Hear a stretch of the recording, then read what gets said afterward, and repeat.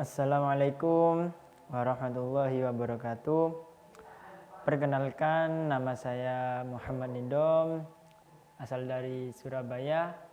Saya dari Prodi Pendidikan Bahasa Arab atau biasa disebut PBA. Kali ini saya akan membawakan video hasil resume kegiatan PBAK hari pertama dan hari kedua. Langsung saja resume hari pertama, yaitu peserta PBAK diikuti oleh mahasiswa baru sebanyak kurang lebih 3.794 orang. Dan angkatan 2020 yang belum lulus PBAK tahun lalu sebanyak 43 orang. Tahun ini mahasiswa baru tersebut dibagi di 7 fakultas yang berbeda-beda, yakni di Fakultas Ilmu Tarbiyah dan Keguruan sebanyak 963 mahasiswa, Fakultas Syariah sebanyak 596 mahasiswa, Fakultas Humaniora sebanyak 402 mahasiswa, Fakultas Psikologi sebanyak 259 mahasiswa, Fakultas Ekonomi sebanyak 579 mahasiswa, Fakultas Saintek sebanyak 811 mahasiswa, dan terakhir Fakultas Kesehatan dan Ilmu Kedokteran sebanyak 180 mahasiswa. Nah, sekarang kita lanjut ke materi yang pertama, yaitu yang dibawakan oleh Wakil Rektor 1 UIN Malang. Beliau menyampaikan UIN Maulana Malik Ibrahim Malang terdiri dari 7 fakultas. Ada psikologi, humaniora, syariah, ekonomi, saintek, dan tarbiyah. Kini UIN Maliki sedang berada di tahap pengakuan internasional dan reputasi internasional. Oleh karena itu, UIN Maliki sedang memperbanyak event-event internasional, mahasiswa abroad, program studi internasional, dan lain-lain. Yang ketiga, beliau menyampaikan upaya internasionalisasi dilakukan dengan mendorong para dosen dan mahasiswa untuk membuat jurnal internasional. Dan yang keempat, mahasiswa diwajibkan untuk research dan mempublikasikan jurnal nasional atau internasional sebagai tugas akhir untuk menaikkan predikat kampus. Dan yang kelima, UIN Malang memadukan pengetahuan umum dan agama untuk membentuk karakter melalui Ma'had Al-Jamiah selama 1 tahun. Dan yang berikutnya, UIN Maliki Malang juga memiliki beberapa fasilitas yang menaungi mahasiswanya, seperti lembaga bahasa, di mana ada bahasa Inggris, Arab, dan Mandarin. Rumah moderasi agama beragama yang membentuk pemuda moderat, cinta bangsa, dan peduli Indonesia tangguh. Dan juga perpustakaan yang menyediakan jurnal-jurnal dan karya ilmiah. Selanjutnya, beliau juga memaparkan bahwa perkuliahan berlangsung selama 8 semester dengan 160 sampai 150 SKS, dengan penelitian sebagai pengabdian masyarakat, dengan mata kuliah profesi, dengan KKN, dengan yudisium, hingga akhirnya wisuda. Mata kuliah di UIN Maliki ini dijadikan sebagai pengembangan kepribadian yang merupakan ciri khas UIN Maliki Maulana Malik Ibrahim Malang. Dan juga mata perkuliahan terdiri dari mata kuliah dasar, agama, bahasa, dan filsafat. Dengan mata kuliah fakultas yang membedakan antar fakultas dan matkul program studi yang membedakan antar prodi. Kemudian untuk sistem siakat mahasiswa baru semester 1 itu dipaketkan. Sedangkan semester 2 sampai seterusnya akan diambil secara mandiri dengan berkonsultasi dengan DPA atau dosen penasihat akademik. Maka dari itu, mahasiswa UIN Maliki Malang diharapkan aktif dan dapat menjadi manusia yang bermanfaat. Selanjutnya ialah materi yang kedua yang dibawakan oleh Dr. Haji Ahmad Fathah Yasin MAG. Beliau berkata, kita adalah the best human material. Mahasiswa baru harus mengupayakan diri baik secara mental dan spiritual dalam mengikuti perkuliahan di UIN Maliki Malang. Orang yang memiliki mental spiritual memiliki 3 indikator, yaitu 1. Berpikir ilmiah. Mahasiswa baru harus melandasi pikiran dengan pengetahuan umum dan juga agama. Yang kedua, berperilaku islami dengan cara tampil dengan style khas UIN Malang, yakni berpakaian islami dan tidak berambut gondrong, serta berbicara dengan sopan santun dan lain sebagainya.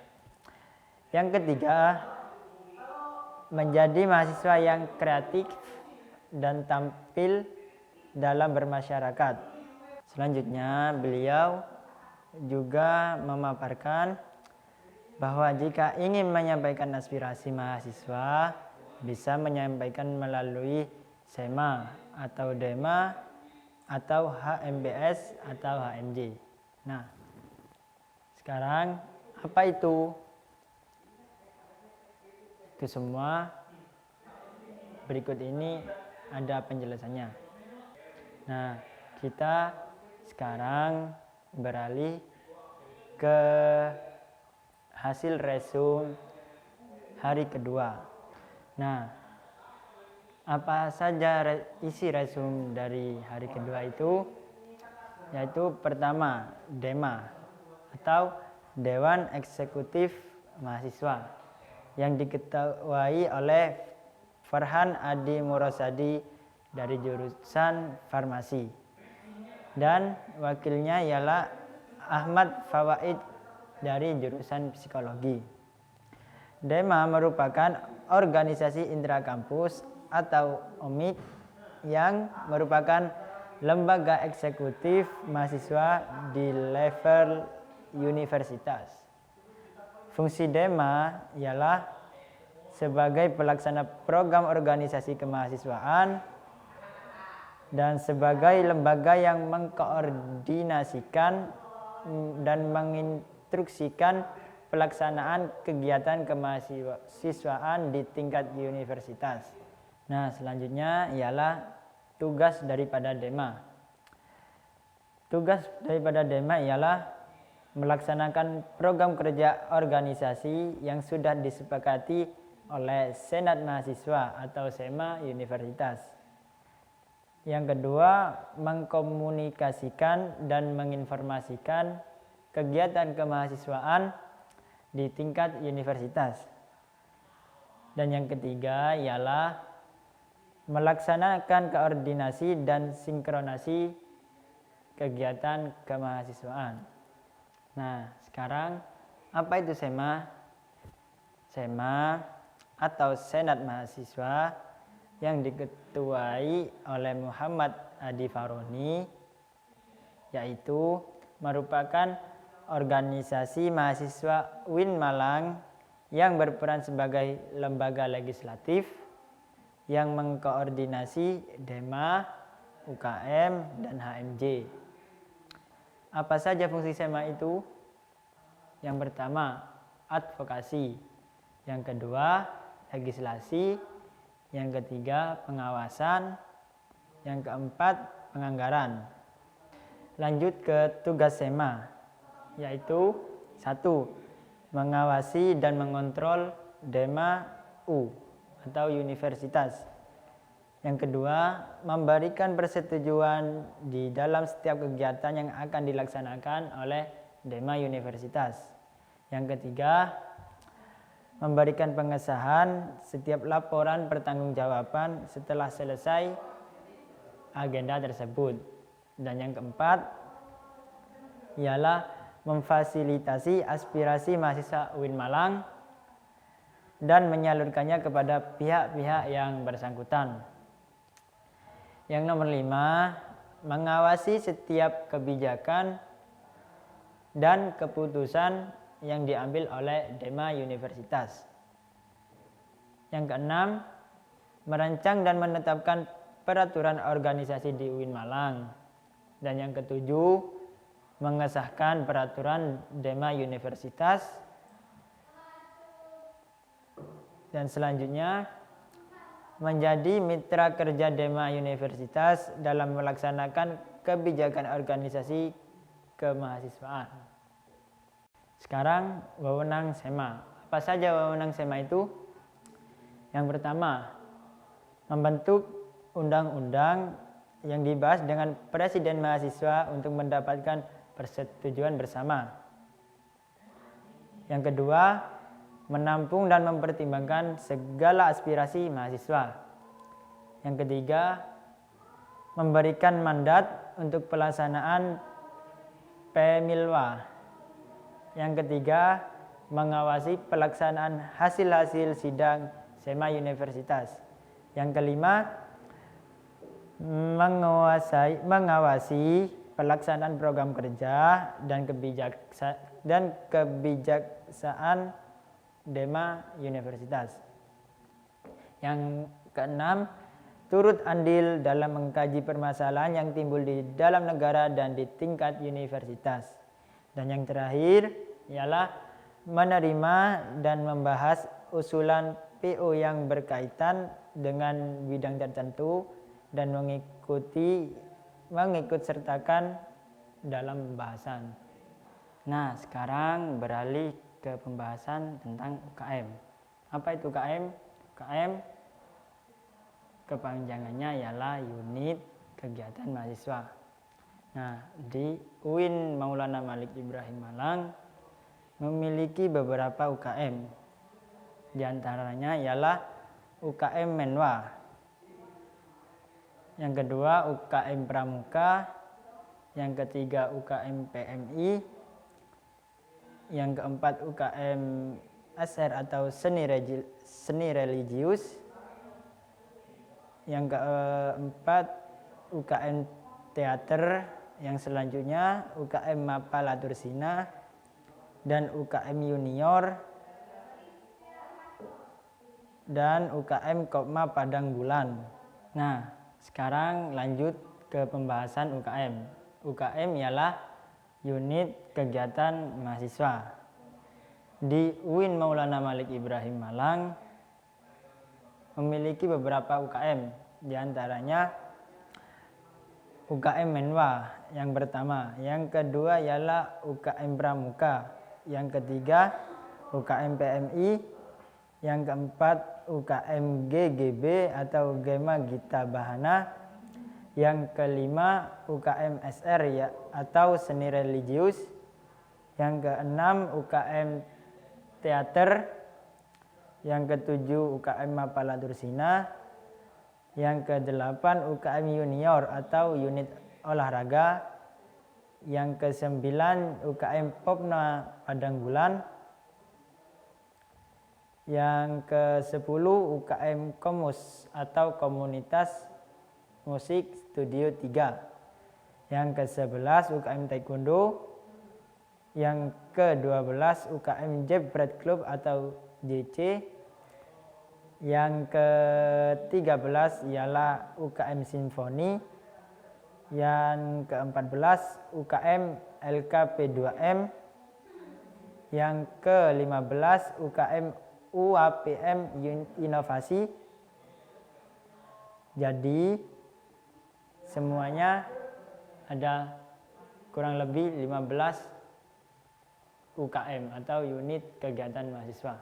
Dan sekarang kita menuju pembahasan atau resume dari materi selanjutnya yang dibawakan oleh Bapak Muhammad Hasanuddin Wahid, salah satu anggota DPR Republik Indonesia.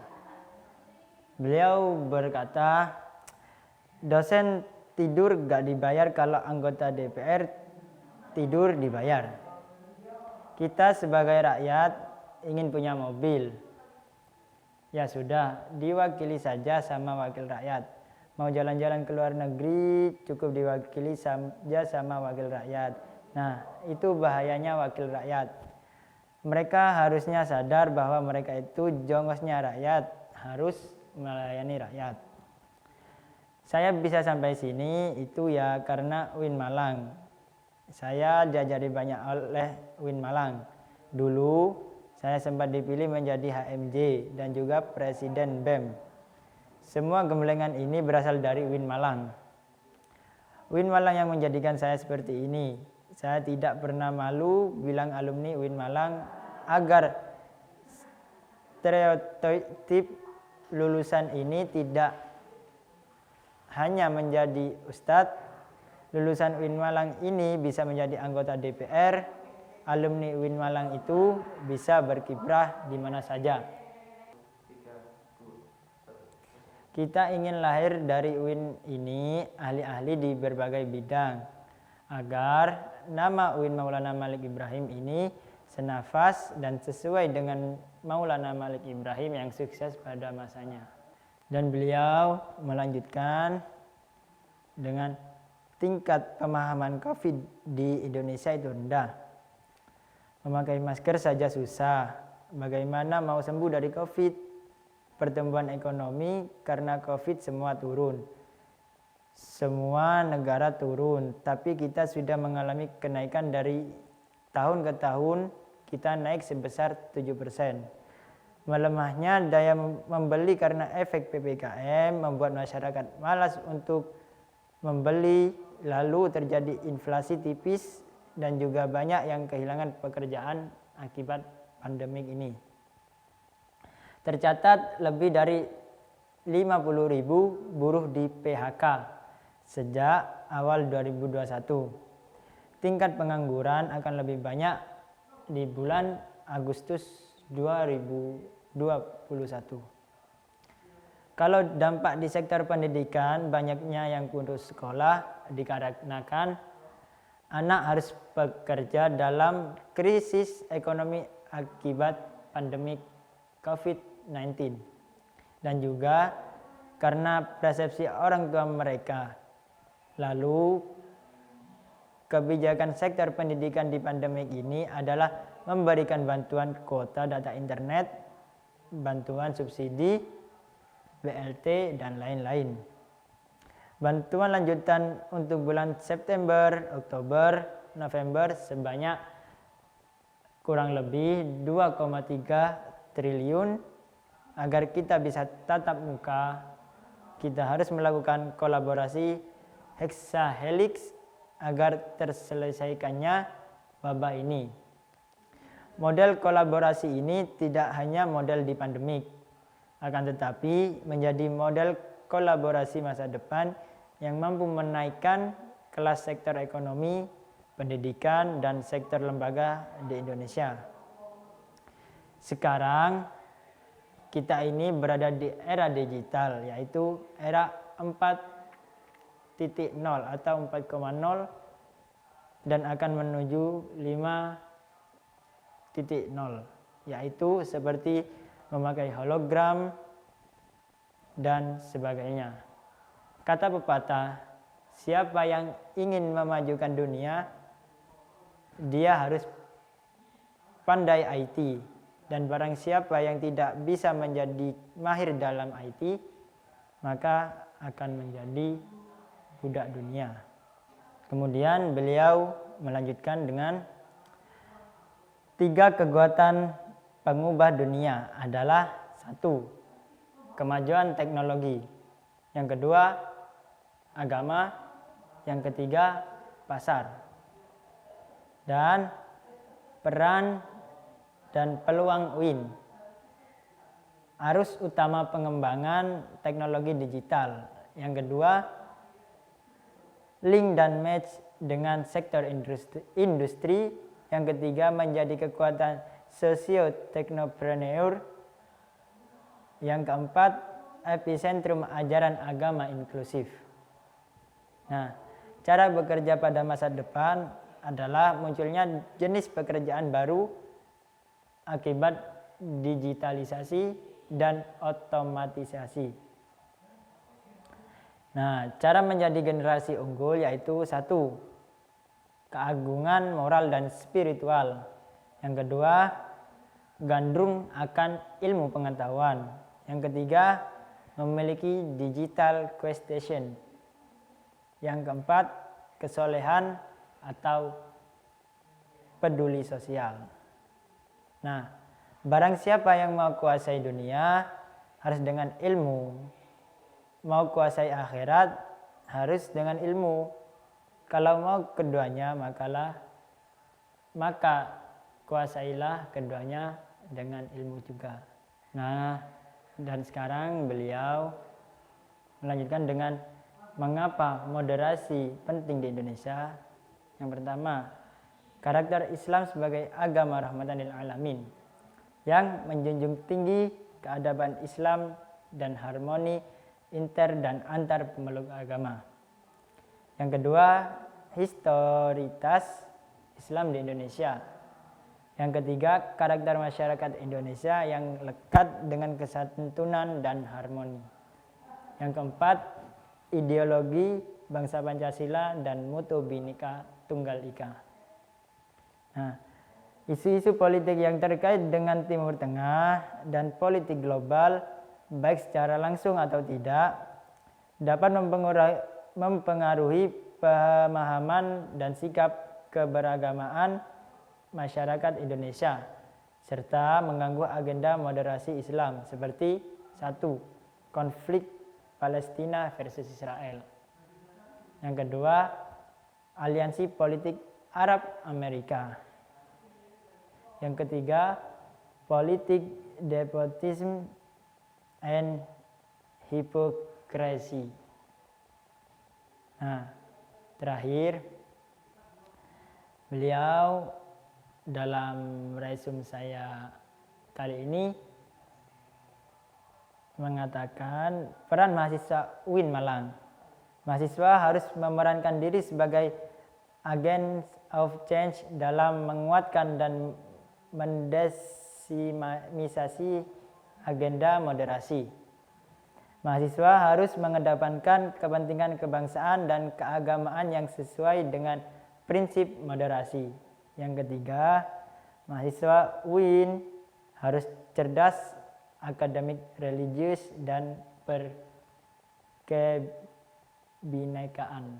Nah, itu saja yang saya bisa sampaikan pada tugas membuat video hasil resume PBAK hari 1 dan hari kedua 2021 ini. Semoga kedepannya saya dan Anda semua menjadi lebih baik, terutama kampus kita yaitu UIN Maulana Malik Ibrahim. Cukup sekian, saya kira. Terima kasih. Akhirun kalam. Wassalamualaikum warahmatullahi wabarakatuh.